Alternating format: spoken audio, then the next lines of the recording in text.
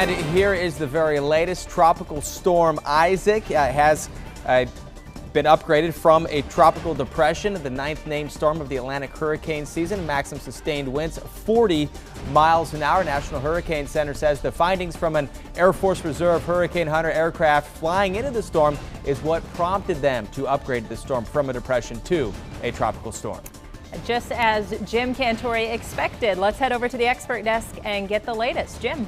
Yeah, not surprising. It's kind of interesting too, guys. There was one thunderstorm that blew up on the southern side of the circulation center, and they just happened to be flying through that at the time and had a 48-mile-per-hour wind gust. But, you know, we may see more thunderstorms. We're looking for a trend right now that shows us we may actually have more of that. So here's the latest on this. Again, as you guys mentioned, it's about 500 miles off to the east. And it's not only the change in the fact that it's got a name. There are other things in terms of track and even intensity and time that has also changed. So we're going to talk to Brian Norcross about that in just a second. Again, as you look at the visible here, I want to show you can see earlier on the circulation center pretty well. It's moving north of 50 north latitude. Actually jogged a little bit up to the north. But now, again, these last couple of pictures, look at these thunderstorms, potentially a few of them now developing right near the center. So we will watch and see if that trend continues, certainly as we go through the overnight hours. Now, pretty high confidence, especially in about 3/4 of this track. In other words, we are pretty confident in the fact that it's going to move its way west through the islands again as we go through the next 24 hours and intensify.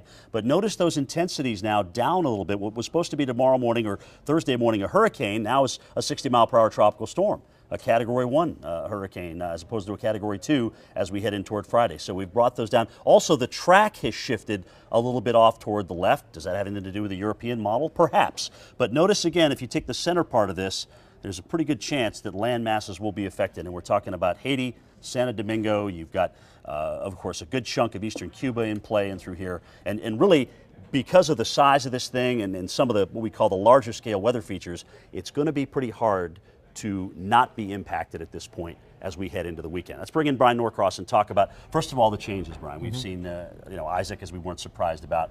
But are you surprised to see the shift in the track to the west a little bit? No, because the models today have shifted to the west. And this little bit of shift at 5 days out, 4 and 5 days out, which is really where the shift is, right, is really in the noise.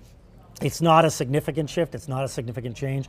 The storm is still coming in the general direction of Cuba, and that means Florida is threatened farther down the road. Yeah, and still, again, a high confidence at the end of the day of where this thing is going. Now, intensity has come down quite a bit.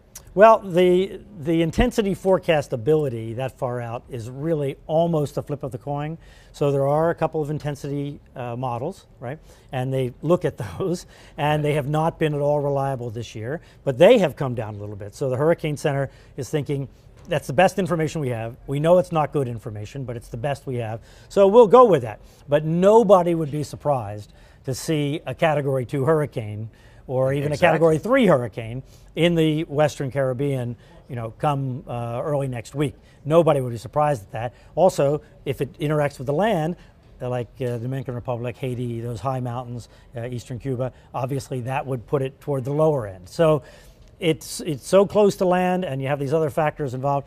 You know, the bottom line is it's forecast to strengthen, it's forecast to become a hurricane, it's forecast to come in the general direction of Florida. So that said, with confidence in track, but regardless of intensity, the Dominican, Haiti, and certainly Cuba needs to be preparing for this thing, right? No question. Absolutely, no question about that, right. And then we're talking about downstream. So let's take a look at first of all, this is the European model. Now, this is traditionally the most accurate computer model. Now, watch the center here as it goes. And here it goes. Okay, watch the center as it goes along. Here it comes, here it comes. Notice how far south it stays. It puts the thing way down here next to Cancun. Now, the GFS, the American model, so that the European is the ECMWF, the European model, and now here's the American model, puts it way up here by Fort Myers. And look at the difference between those two. It's a significant difference when you look at it on the map. But the fact is, since we're talking about Monday, we're only Tuesday here. So we're talking about 6 days out, right? More than 6 days from now. That's really not much difference. And what the message of that is that there is the potential for a hurricane in that area and making a bend kind of to the north. So this really says that looking downstream, we have to think of this storm as a potential threat to the southeastern U.S. and Florida, obviously being the closer to this. And potentially the Gulf of Mexico Right. with the European track. Right. But what does this mean in terms of what's going to make it bend or what's not going to make it bend? So high pressure is here. The high on the GFS is something like that. The high on the European sticks out just a little bit more. So that is, the European pushes it a little farther this way. The GFS brings it up a little bit more this way. So that's why you have a cone. That's the error 2/3 of the time. So 2/3 of the time, the center stays within that cone. Now that doesn't mean that effects aren't felt outside the cone, by the way, but 2/3 of the time it's in and 1/3 of the time it's out, and that's why that modern technology only allows us obviously to be that accurate 2/3 of the time, which is spectacularly more accurate, by the way, than 20 years ago. Yeah, oh my 20 years goodness. ago, Hurricane Andrew time, the cone would have been gigantic, gigantic, right? Well, now in terms of the models right now, as we see it, GFS says huge impacts in Florida. Right. Right. I mean. Right, because any storm, I guess we could talk about it on this map. Any storm that would go up here has a tremendous impact on the entire west coast of Florida. Witness Debbie. Debbie was about as weak a tropical storm as we're likely to see. Right. Lopsided. Right. But it actually put water, in Tampa Bay, that flooded over on the Bayshore Drive in Tampa Bay. And in this case, that model, the GFS, is advertising a large circulation with a high to the north. So now you've got impacts on the east coast of Florida. That's correct, because we have a very strong surface high up there, relatively strong. It's not very, very strong, relatively strong for this time of year. It's strong, right? So then the hurricane is a low down here, so the air getting squeezed between is going to blow out of the east.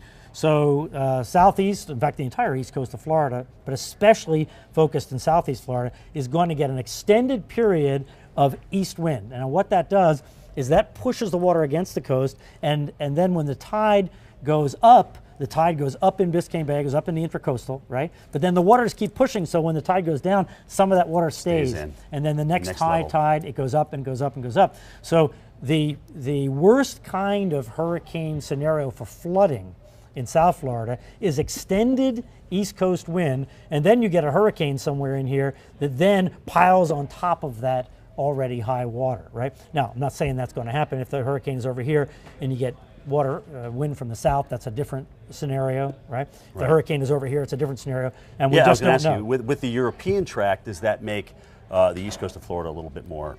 The east coast of Florida, we still get that strong continuous wind, but it's definitely is not as threatened for sure.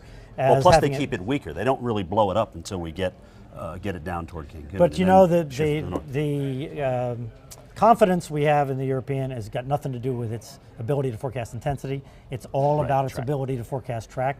It has been, the best, with the GFS generally second for the last few years. So we always look at that. The Hurricane Center always looks at that carefully. So the European's track is down in here, right? Keeps it on the left-hand side of the cone, and the Hurricane Center, who is taking all that into account and looking at the weather pattern, never completely takes their eye off the European, the ECMWF track. Let's play with the current track, and just kind of take the center line, if you will. All of a sudden we've got, big impacts for Santo Domingo, Port-au-Prince, Guantanamo. I mean, you're talking about bringing this thing across land. How much do you think that could weaken? Well, it could weaken if it were to take a track that was kind of on this right side where it went right over those mountains. That would weaken it significantly, and quite often that weakens storms like this kind of permanently, and they never really completely get back together for reasons we're not really totally sure about, right? But, and if it goes just south of the islands, that's bad for the islands because it just puts the water up against those mountains, right? And that still is a weakening factor, and I'm sure that's in the Hurricane Center thinking on keeping these wind speeds down a little bit. But if it goes just far enough south so that as the circulation, here is where it is, and the circulation's coming like this, and the drying effect of the air coming over the mountains and going into the hurricane is not significant. That's what I say. If it stays a little bit left, closer to the European track, we wouldn't be surprised to see a much stronger hurricane in this northwestern Caribbean. All right, so Tampa.